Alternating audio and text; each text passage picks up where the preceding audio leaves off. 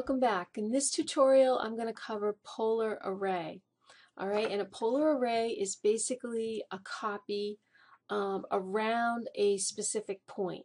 Okay, so on the right hand side of this drawing we have an example of something that's already been arrayed.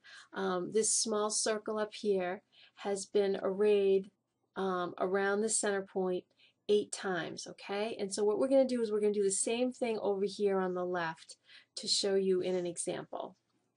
Alright, so the polar array command, if you come up to the ribbon under the modify panel, there is the array command and there's a little black triangle, and if you pull that down you're going to notice there's 3 different choices for array. So we're going to pick the one that says polar.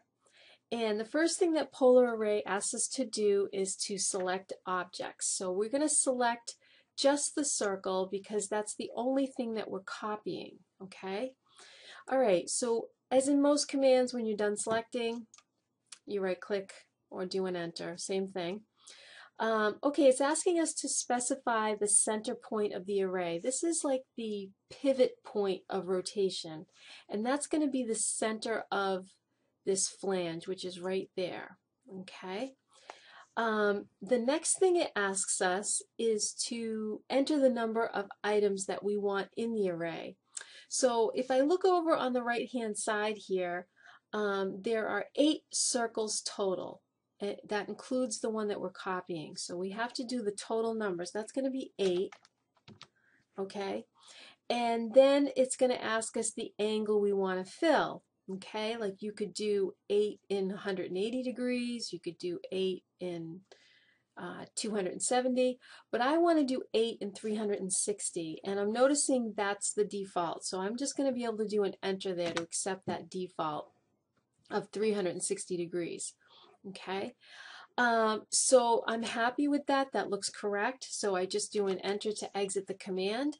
Okay, and there you have 8 objects arrayed in 360 degrees. Okay, now if you want to change that polar array, what's nice about it is now kind of grouped together as an entity, and so if you double click on that, the ribbon will show you the array. Okay, so this is selected here, and there's these different parameters of the array that you can change.